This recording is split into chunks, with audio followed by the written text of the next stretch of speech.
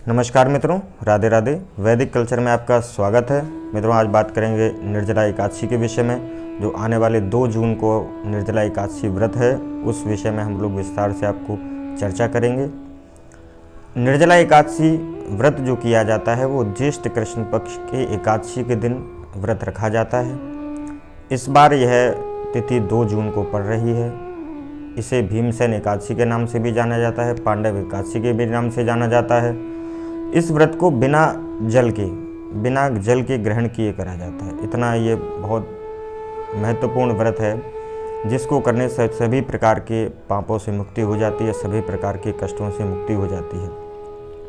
व्रत के पूर्ण हो जाने के बाद जल ग्रहण करने का विधान बताया गया है। व्रत करने वालों को जगत के पालनहार भगवान विष्णु का भी आशीर्वाद प्राप्त होता है। धार्मिक मान्यताओं के अनुसार निर्जला एकादशी जो है, उनको जिस दिन व्यक्ति व्रत रखता है उस दिन व्यक्ति को सच्चे मन से इस व्रत को करना चाहिए।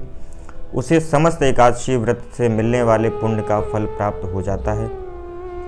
जो व्यक्ति इसको सच्चे मन से रखता है एकादशी व्रत को, उसे सभी प्रकार के पापों से मुक्ति मिल जाती है और वह सभी प्रकार के कष्टों से मुक्त हो जाता है। व्रत के साथ साथ इस दिन दान का भी विशेष महत्व माना गया है। वैसे तो पूरे एक साल में 24 एकादशियाँ आती हैं। हर 15 दिन में एक एकादशी होती है। हर एक एकादशी शुक्ल पक्ष में होती है, एक एकादशी कृष्ण पक्ष में होती है। इसलिए इस विधान से 24 एकादशी साल में होती हैं एक साल में। और जिस दिन अधिक मास पड़ता है उस दिन 2 एकादशियाँ और बढ़ जाती हैं। जिस दिन अधिक मास होता है उस साल जो है 26 एकादशी हो जाती हैं, जिसको हम मलमास भी कहते हैं। और इस एकादशी में क्या करते हैं, दान करने का भी विशेष महत्व माना गया है। दान करने से व्यक्ति को पुण्य फल की प्राप्ति होती है, जिसमें सबसे ज़्यादा दान करने का महत्व है कलश दान करना, पानी का घड़ा दान करना, क्योंकि ये एकादशी गर्मियों में आती है। तो इस एकादशी को बहुत सारे लोग प्याऊ लगाते हैं, बहुत सारा दान पुण्य करते हैं। इस प्रकार से बहुत सारे लोग घड़ा दान करते हैं। घड़ा दान करने का विशेष महत्व, जब हम लोग छोटे छोटे थे तो हम देखते थे कि घड़ा दान करते हैं। घर के साथ में पंखा भी एक छोटा सा दान करते हैं, हाथ वाला।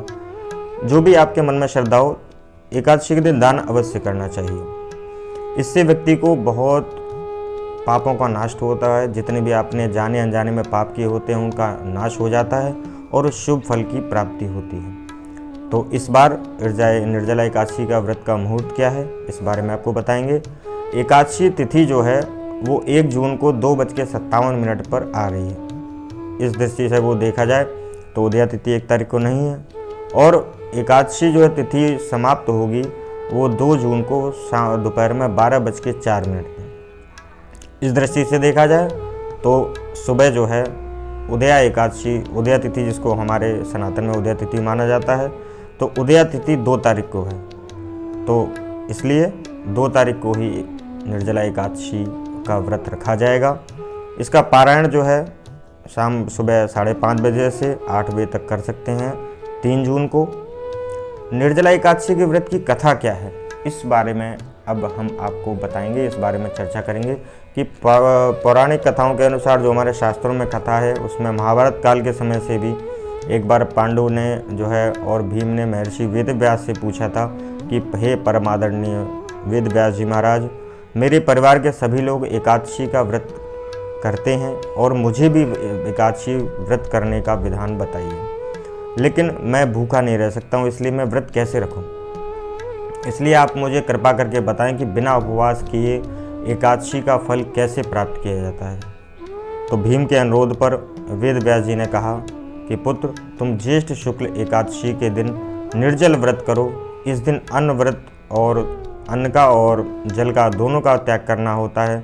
जो भी मनुष्य एकादशी तिथि को सूर्योदय से द्वादशी तिथि के सूर्योदय तक बिना पानी पिए रहता है और सच्ची श्रद्धा से निर्जला एकादशी का व्रत का पालन करता है, उसे जितनी भी साल में एकादशी आती हैं उनका पुण्य फल प्राप्त हो जाता है। यदि आप साल में पूरे 24 एकादशी व्रत नहीं रख सकते हैं तो आप सिर्फ निर्जला एकादशी का व्रत रखेंगे तो आपको पूरे 2400 एकादशी का पुण्य फल प्राप्त हो जाएगा। तब भीम ने व्यास जी की आज्ञा से इस निर्जला एकादशी का व्रत किया था। नारद जी ने 1000 वर्ष तक साधना की और निर्जला एकादशी का व्रत किया। साधना के प्रभाव से नारद जी के चारों तरफ भगवान नारायण नारायण ही दिखने लगे। तब भगवान नारद जी ने सोचा कि मैं ऐसा तो नहीं विष्णु लोक में आ गया हूँ।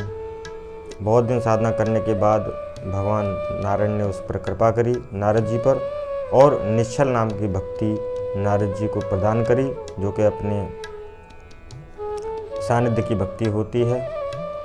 मित्रों, जो कोई निर्जला एकादशी के व्रत में बड़े श्रद्धा और विश्वास से और इसका व्रत रखता है, और व्रत के बाद दान अवश्य करना चाहिए। कोई भी आप व्रत करते हैं तो उसके बाद दान करना बहुत आवश्यक होता है, और दान जो है वो ज़रूरतमंद आदमी को करे, और आपको यदि कोई नहीं मिलता है तो मंदिर में दान दे सकते हैं, या तो किसी ब्राह्मण को दान देना सबसे श्रेष्ठ माना गया है।